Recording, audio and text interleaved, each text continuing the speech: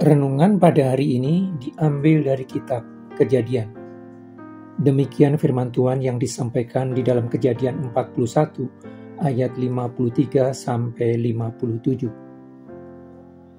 Setelah lewat ke-7 tahun kelimpahan yang ada di tanah Mesir itu, mulailah datang 7 tahun kelaparan, seperti yang telah dikatakan Yusuf. Dalam segala negeri ada kelaparan, tetapi di seluruh negeri Mesir ada roti. Ketika seluruh negeri Mesir menderita kelaparan dan rakyat berteriak meminta roti kepada Fir'aun, berkatalah Fir'aun kepada semua orang Mesir, "Pergilah kepada Yusuf, perbuatlah apa yang akan dikatakannya kepadamu." Kelaparan itu merajalela di seluruh bumi. Maka Yusuf membuka segala lumbung dan menjual gandum kepada orang Mesir, sebab makin hebat kelaparan itu di tanah Mesir. Juga dari seluruh bumi datanglah orang ke Mesir untuk membeli gandum dari Yusuf, sebab hebat kelaparan itu di seluruh bumi.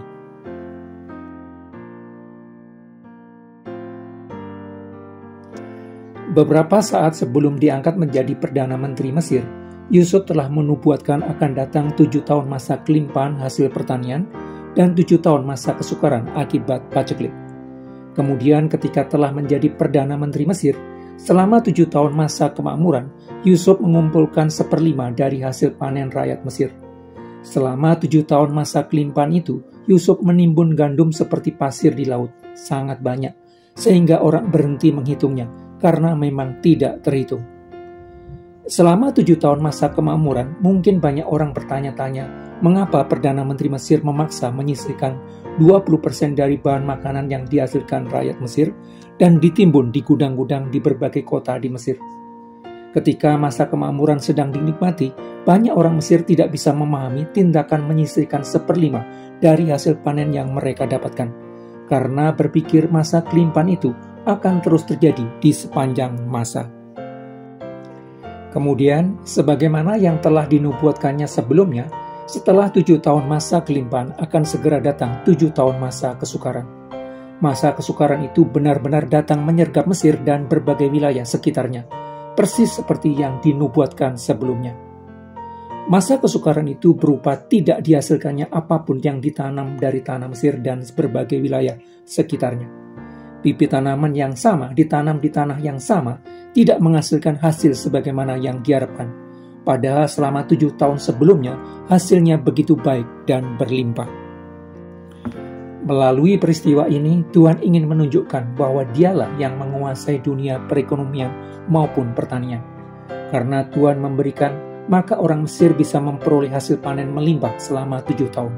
Karena Tuhan memberikan berkat-Nya, maka orang bisa memperoleh penghasilan dalam jumlah yang sesuai dengan takaran yang pas dengan orang tersebut. Sebab, siapakah yang menganggap engkau begitu penting, dan apakah yang engkau punyai yang tidak engkau terima? Dan jika engkau memang menerimanya, mengapakah engkau memegahkan diri seolah-olah engkau tidak menerimanya? Seluruh hasil kerja yang didapat seseorang merupakan pemberian Tuhan. Karena Tuhan membuka jalan dan memberikannya, maka orang mendapatkan hasil tertentu. Bekerja di dalam dunia yang tanahnya terkutuk, yang seharusnya hanya menghasilkan semak duri dan rumput duri, ternyata manusia masih bisa menghasilkan sesuatu yang baik dari pekerjaan yang dilakukannya. Merupakan anugerah Tuhan semata. Hasil kerja yang diperoleh seseorang merupakan anugerah Tuhan semata. Anugerah berarti Tuhan memberikan apa kepada siapa dalam jumlah berapa. Gagal panen berkelanjutan selama 7 tahun dialami oleh seluruh rakyat Mesir dan sekitarnya. Tidak ada makanan yang dapat mereka hasilkan selama bertahun-tahun. Ketika tanah di wilayah yang begitu luas tidak menghasilkan makanan, uang menjadi tidak berguna. Ketika makanan tidak tersedia di wilayah yang begitu luas, uang dalam jumlah berapapun tidak ada manfaatnya. Jika orang di dalam suatu wilayah yang begitu luas mengalami gagal panen bersama dalam waktu lama dan tidak memiliki persediaan makanan, orang-orang di wilayah itu bisa mengalami kematian massal, kematian bersama suatu bangsa. Tuhan memang bisa mengirimkan makanan dari surga untuk menolong menyelamatkan umat manusia yang menghadapi bahaya kelaparan bersama dalam kurun waktu lama. Tetapi ternyata Tuhan tidak melakukan itu. Tuhan tidak membuat mujizat seperti itu. Tuhan memakai Yusuf untuk mempersiapkan menghadapi situasi sangat sulit yang akan dihadapi dengan cara yang bisa dilakukan manusia. Tuhan memakai pikiran dan tenaga manusia untuk menyelesaikan persoalan manusia di bumi.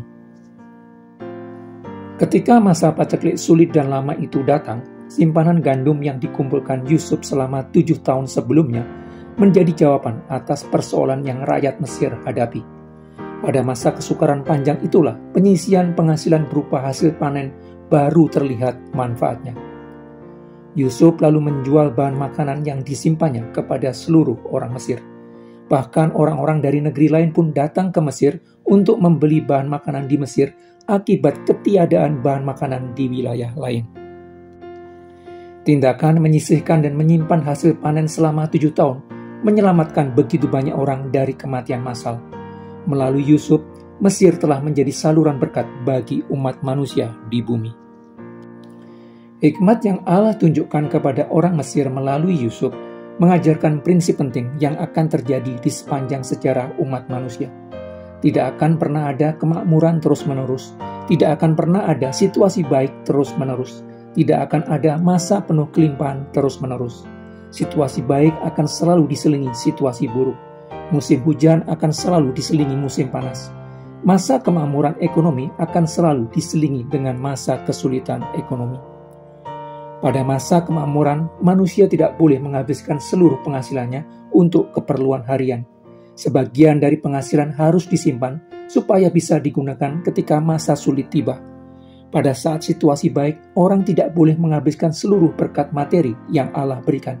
Sebagian dari berkat materi yang Allah berikan harus disimpan sebagai persiapan memasuki situasi sulit tidak diharapkan yang pasti terjadi.